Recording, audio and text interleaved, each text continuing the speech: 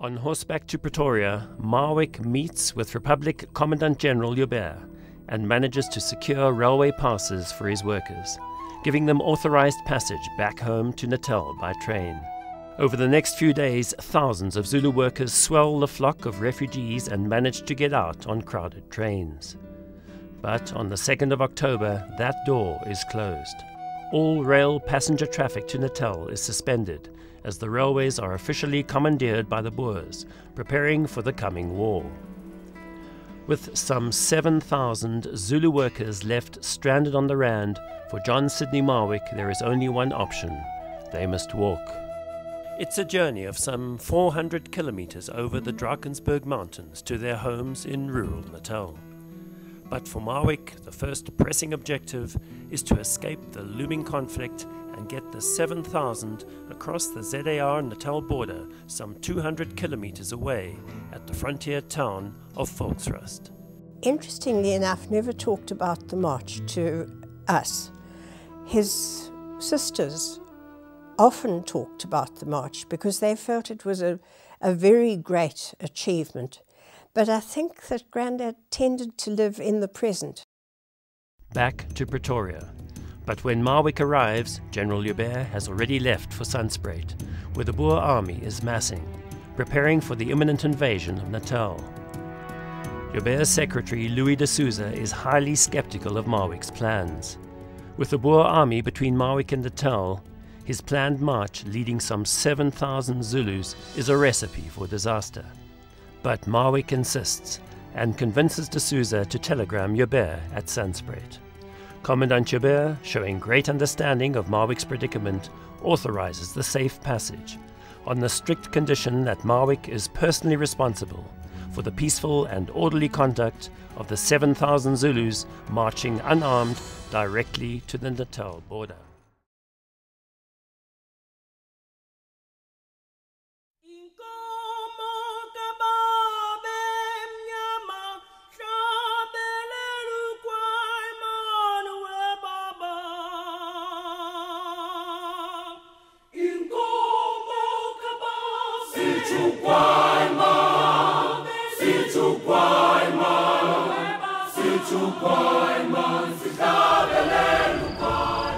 In the dawning hours of the 21st of March 1960, Robert Mangaliso Sobukwe left his home in Mafola, Soweto, and began the 5-kilometer walk to the Orlando police station.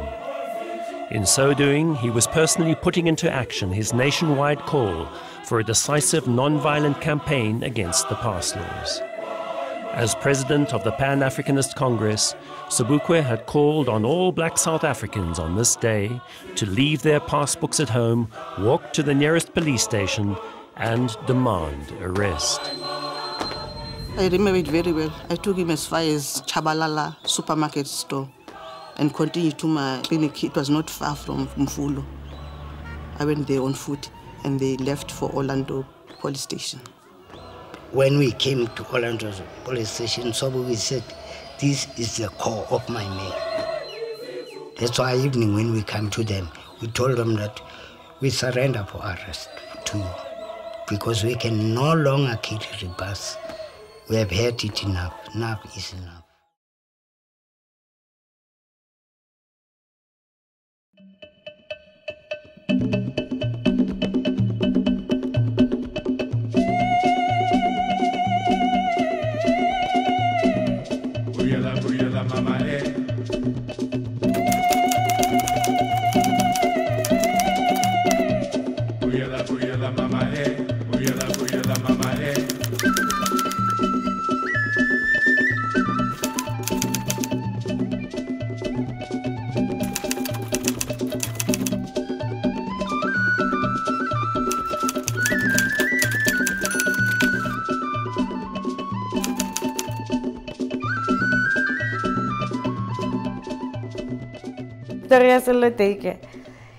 It would be part science fiction, part comedy, a lot of drama, and spiritual realism, you know. But I think over and all it would be a love story. What was beautiful about him was the whole notion of intrigue about the world. You never got used to being here. He was always intrigued, like someone passing through. He made everybody feel that you are his very special friend. Silo was a troubadour. He was a wayfarer. He was a traveling salesman. He could live anywhere. 250 kilometers of double-walled razor wire, flanking a dedicated electric fence. South African National Defence Force patrols. This is the South Africa-Zimbabwe frontier. The fence, erected by South African authorities, is designed to keep out illegal Zimbabwean migrants. Political activists, escaping persecution by President Robert Mugabe's regime, or simply refugees, driven by desperation, unemployment and starvation, breach the fence daily. In the process, men and women of all ages, as well as unaccompanied children, risk their lives and fall prey to bandits known as Guma Guma.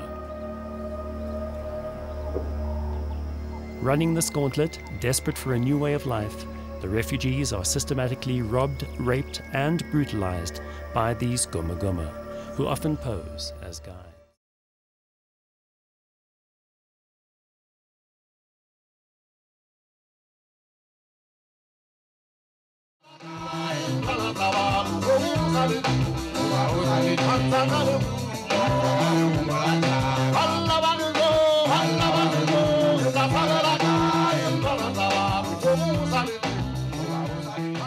Famo is a contemporary version of Sotho praise song. In Sesotho culture, each clan has its own traditional praise compositions, which young shepherds sing growing up and reflecting on their observation of day-to-day life. Graduating from initiation school, young Basotho men would have learned thoroughly their clan praise songs as an important part of their culture and traditional heritage. Mansa is a modern-day poet-musician. Drawing on his Famo roots and tradition, he composes music that crosses over into a wide range of contemporary, popular music genre, in particular, gospel.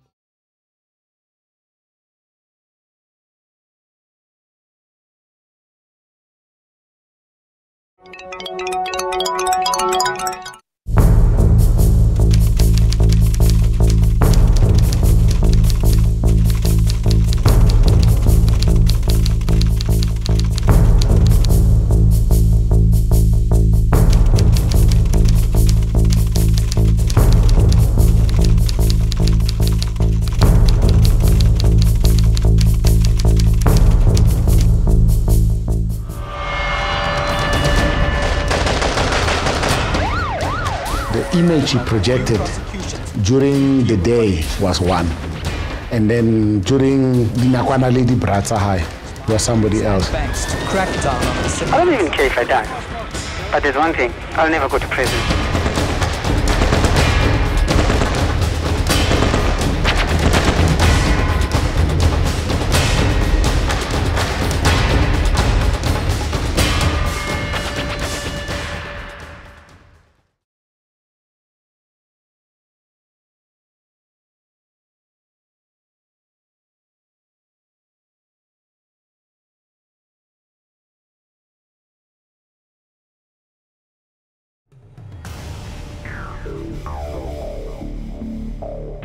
I would certainly see jockeys as elite athletes because of the physical demands that 2 or 3 minutes of racing exposes the human body to. I think people forget how strong a horse is, and to control that horse requires enormous strength. But not just the strength, it's also the ability to know what to do and to have the tactical awareness, where you have to control another animal and also be aware of what everyone else is doing. Two up-and-coming young South African jockeys, both just 24 years of age, are Gavin Lorena and Muzi.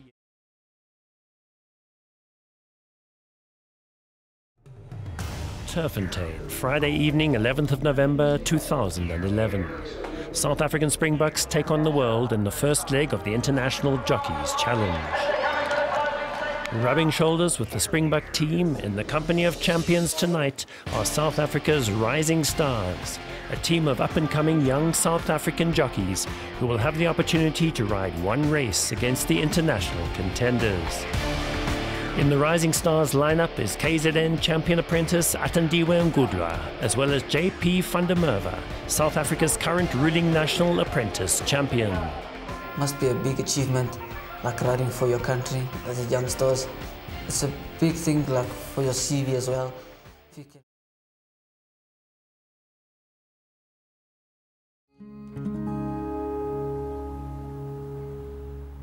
When I was a young man, a friend of mine invited me to his farm and we rode horses. And I smelt that sweat of the horse and we cleaned it and became my friend. And I realized that the outside of a horse is good for the inside of a man, which is an old saying, but it's a great saying. So I developed this great love. And of course, when you're associated with horses, you're associated with nature. To see the stallion cover the mare, see the mare bear that foal, I mean, it's just the most wonderful thing. And so I developed this great love, and it's just something that is a passion with me. If you ask me what I love more, golf or horses, it's a very hard choice. They've both been my great friend in life.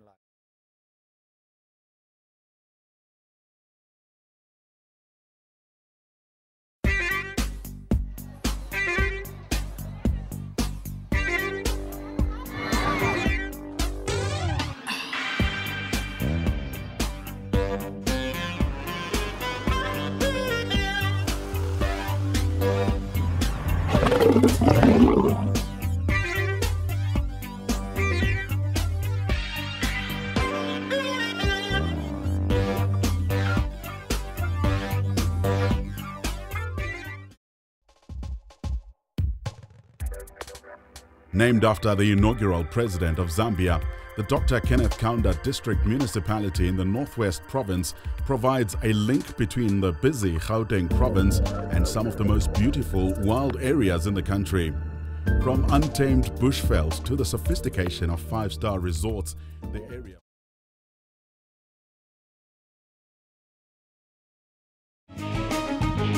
$150 to go, Sparkling Gem and Felix good season. Sparkling Gem, stake earnings to date over 1.3 million rand. Mother Russia is out in front, and that's where she's going to stay. Mother Russia, earnings to date over 2 million rand. And Pocket Power responds as he usually does. You can't beat the champion. And the mighty Pocket Power, earnings to date over 9 million rand. Make this a summer to remember. The 2010 Cape Summer Yearling Sale. Sandringham Farm, Muldersley, Cape Town. Sundays. If they try to sideline us, thousands of Zulus South Africa will be a catastrophe. We are going to destroy. No one will go to the polls on the 27th. I am saying you guys Catch our moments every Saturday at 11:30 on SABC2.